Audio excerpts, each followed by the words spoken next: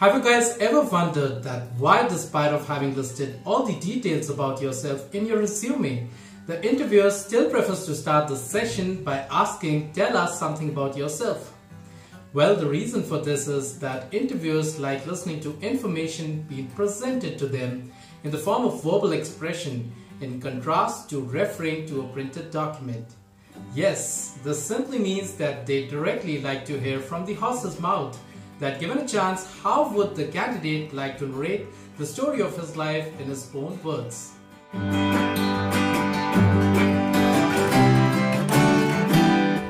Hello friends, my name is Ankit and in this video I'm going to share with you the best way to answer to the question, tell me something about yourself. Now, tell us something about yourself does not mean that you go right back to your childhood memories and start sharing tales of your first love, your favorite rock band, or your obsession with Harry Potter. Rather, think about the awards, accolades, or experiences you've had in your life so far. Consider the themes, personality traits, and skills that come across through these experiences and introspect as to which of these are the most important to get across through recruiters.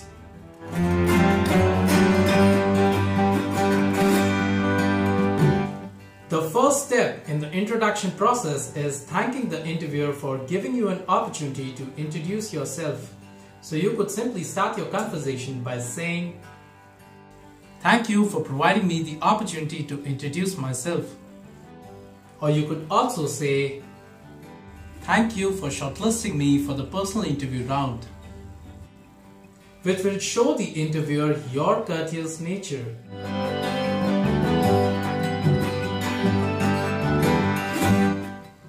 When asked to introduce, make it a point to always state your full name. Say your name in style and with a sense of pride.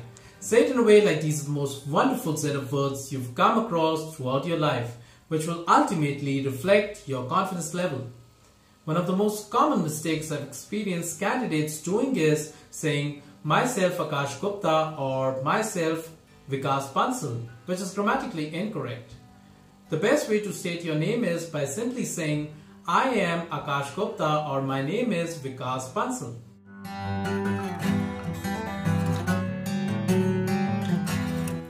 The next thing which needs to be mentioned is the place you belong to. My point here is that don't just simply mention the name of your native place, but rather jazz this piece of information up by adjoining an interesting fact to it.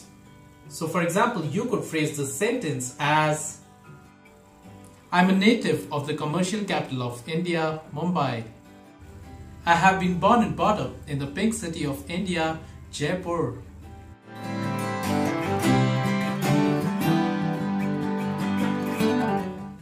The next thing you should be talking about is your educational qualifications. The best thing to do in this case is to highlight the details about the last 2 degrees accomplished by you, mentioning about the most recent one towards the end. So for example, if you're simply an undergraduate, you can share details pertaining to your secondary and higher secondary education. If you are a graduate, then you can mention details about your higher secondary and graduation degree. And if you are a postgraduate, then you can emphasize upon your graduation and master's degree. But the question which arises over here is that what is it that needs to be mentioned? Tell the name of the institution you have passed out from. Disclose the percentage marks if you think you've scored fairly well, or else just talk about other awards or accolades granted to you during your academic tenure. Share the name of the subject you majored in. Do mention the extracurricular activities you've been a part of in your school or college days. Give a brief about any research project or case study you have been associated to.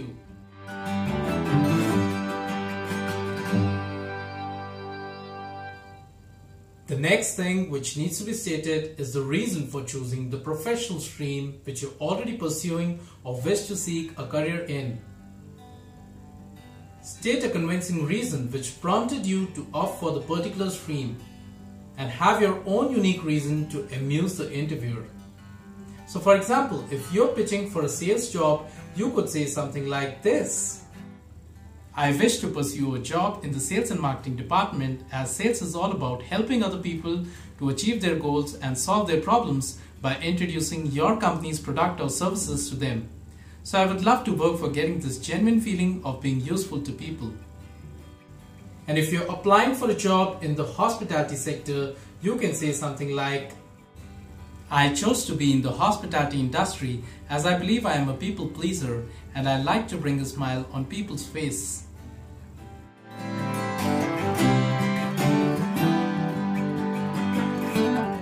When you start talking about your work experience, initiate the conversation by telling the interviewer how many years of experience you bring along with you, followed by mentioning the details only about the first and the most recent job role. And if you're just a fresher, then you could simply emphasize on any sort of industrial or vocational training program you have undergone.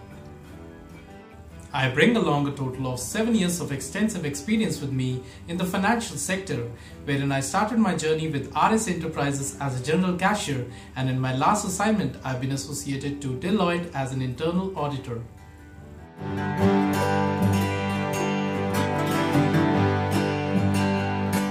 Talking about your strengths is one of the most important aspects of a job interview, as it provides you with the opportunity to explain it to the interviewer that why you are the best qualified candidate for this job.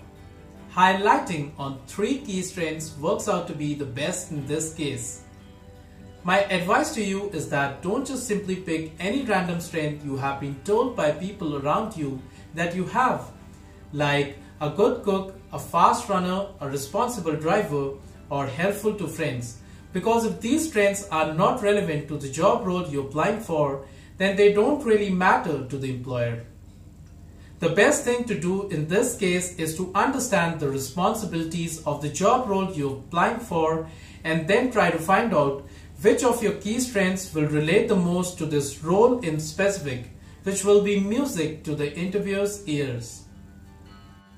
So for example, if you're applying for a journalist job, then mentioning that you are a good communicator, a multitasker, and a great shorthand typist will help you to please the interviewer.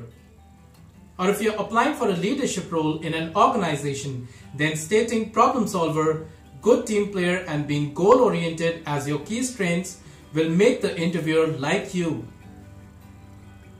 But make sure that for every strength mentioned by you, you have a strong personal story or experience to share if asked, which will help in exemplifying your case well and will leave a better impression in the interviewer's mind.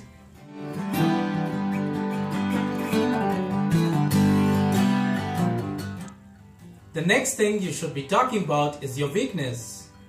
You guys must be wondering, weakness? Are you serious? Well, yes I am. So before raising your eyebrows, hear me out. No one in this world is perfect, and hence sharing your weakness tells the interviewer that you're being honest to them. Now the trick is that when talking about your weakness, tell something which is insignificant and will not harm or affect your work in any way. Some of the examples are, I can't say a no to people. I believe that I am quite open, direct, and straightforward in my approach. I think I get a bit emotional at times. But if the interviewer asks you a question on this, make sure you are able to back it up well, talking about ways this weakness of yours affects you and what efforts have you taken to curtail it.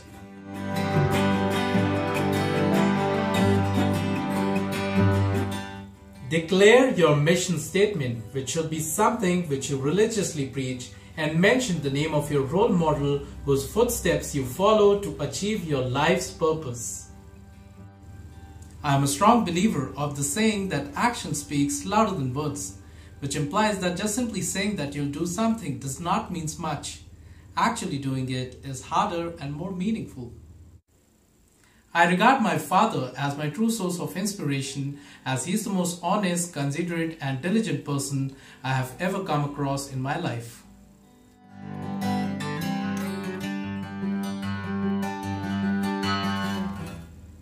When you talk about your family members, first specify the number.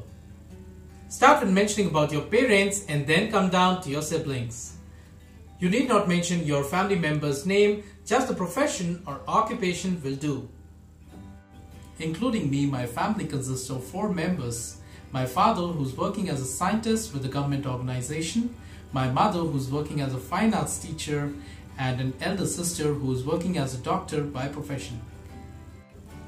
Now, for those of you whose mother is not into any profession, never say that my mother is a housewife, which is completely misleading. Instead, use the phrase homemaker, which makes much more sense.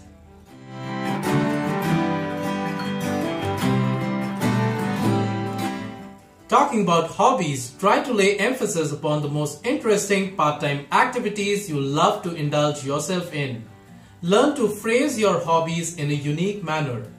So for example, instead of simply saying, I like reading books, you could say that, in my free time, I like to curl up in the corner with a good book. And instead of mentioning cycling as your favorite pastime activity, you could phrase it as, I like saddling up my bike in the woods during the early morning hours. Or instead of mentioning diary entry as your favorite hobby, you could say, I like to unwind my day by making a note of the day's affairs in a diary, sipping in my favorite cup of hot chocolate.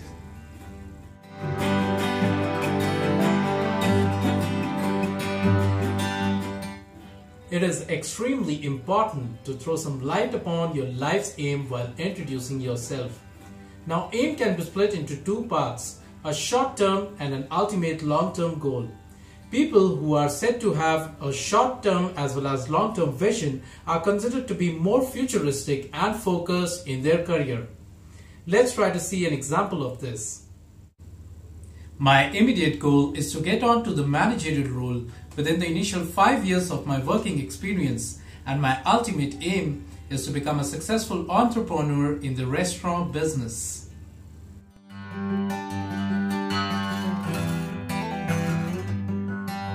Now don't just abruptly stop talking and end up your introduction with an ambiguous pause. Always intimate your interviewer by letting them know that you are done introducing yourself, and they may proceed further with the interview process. So you may conclude your introduction by saying, well, that was just a brief summary of my journey so far.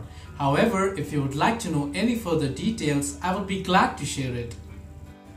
So we just discussed the ingredients which are essential to prepare the dish called personal introduction, and as in the case of cooking a dish, the proportion of using these ingredients is extremely important, and that is the reason I emphasize on the amount of detail to be shared while speaking about each element in specific. The second most important thing while preparing a dish is the cooking time, and that is the reason I recommend that introducing yourself should at least take 60 seconds to avoid your dish from being undercooked, preferably 90 seconds for wonderful taste, but not in any case more than a couple of minutes, which will make your dish slightly overcooked, and I'm sure you don't want that to happen. And last but not the least, it is the sequence of adding ingredients which is imperative for a lip-smacking recipe. Hence, it is of utmost importance to mention these elements in the order we just discussed, starting with thanking the interviewer, telling your name and the place you belong to, talking about your educational qualifications, followed by mentioning the reason for choosing the particular profession, sharing details about your work experience or any training exposure you have, highlighting on your key strengths and weakness, stating your mission statement and telling about your role model, talking about your family, hobbies, aim in life, and finally concluding it. Thank you for watching this video, and I believe it would be of great help to you. In case you need any further assistance relating to this topic, then do share your comment below and I would love to address it. Good luck to you.